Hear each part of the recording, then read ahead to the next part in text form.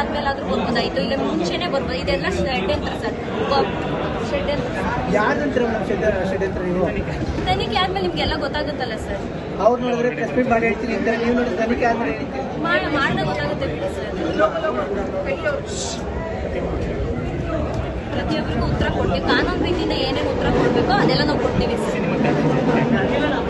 ಎಲ್ಲ ಬಂದು ಸಿನಿಮಾ ನೋಡಿ ಅಷ್ಟೇ ಸರ್. ನಾನು ಕೇಳ್ಬೋದು, ಸಿನಿಮಾ ನೋಡಿ ತುಂಬಾ ಕಷ್ಟಪಟ್ಟು ಶ್ರಮ ಮಾಡಿ 3 ವರ್ಷ ಸತತವಾಗಿ ಮಾಡಿರೋಂಥ ಮೂವಿ.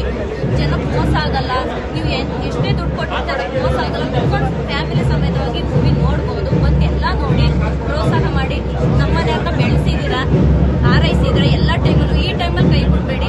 ಎಲ್ಲ ಬಂದು ಕೈ ಮುಗಿ ಕೇಳ್ಕೊತೀನಿ, ಬಂದು ಸಿನಿಮಾ ನೋಡಿ. ವೈಯಕ್ತಿಕ ಇರಲಿ, ನಾವು ಕಾನೂನು ರೀತಿಯಿಂದ ಏನೇನು ಕೊಡಬೇಕು ಅದೆಲ್ಲ ನಾವು ಕೊಡ್ತೀವಿ. ತಪ್ಪು ಮಾಡಿದ್ರೆ ಶಿಕ್ಷೆ ಸಿಕ್ಕೇ ಸಿಗುತ್ತೆ. ನೀವು ಬಂದು ಸಿನಿಮಾ ನೋಡಿ ಪ್ಲೀಸ್, ಎಲ್ಲರೂ ಹಾರೈಸಿ. ಮೇಡಮ್, ಇದು ಮುಂಚೆನೇ ಗೊತ್ತಿತ್ತ ನಿಮ್ಗೆ? ಇಲ್ಲ ಸರ್, ಗೊತ್ತಿಲ್ಲ. ಗೊತ್ತಾಗ್ತದೆ ಸರ್, ಗೊತ್ತಿಲ್ಲದೆಲ್ಲ ಮಾಡಿದ್ರೆ ನನ್ಗೆ ಗೊತ್ತಿದ್ದಕ್ಕೆ ಹೆಂಗೆ ಹೇಳೋಕ್ಕಾಗುತ್ತೆ ಸರ್? ನನಗೆ ಗೊತ್ತಿಲ್ಲ ಸರ್. ಮೇಡಮ್, ಕೆಲವರು ಹೇಳ್ತಾರೆ ಇದು ಫಿಲಂ ಗಿಮಿಕ್ಕು ಅಂತ, ಮಾಡ್ತಾರೆ ಫಿಲಂ ಗಿಮಿಕ್ಕು, ಇದಕ್ಕೆಲ್ಲ ಏನು ಅಂತ ಹೇಳ್ತೀವಿ. ಗೊತ್ತಿಲ್ಲದೆಲ್ಲ ಉತ್ತರ ನಾನು ಹೆಂಗೆ ಸರ್ ಕೊಡೋಕ್ಕಲ್ಲ? ಅಲ್ಲ ಮೇಡಮ್, ಫಿಲಂ ಗಿಮಿಕ್ ಅಂತಾರೆ, ಪ್ರಚಾರಕ್ಕೋಸ್ಕರ ಗಿಮಿಕ್ ಮಾಡ್ತೀರಿ ಅಂತ. ಪ್ರಚಾರನ ತುಂಬಾ ಖರ್ಚು ಮಾಡಿದ್ವಿ.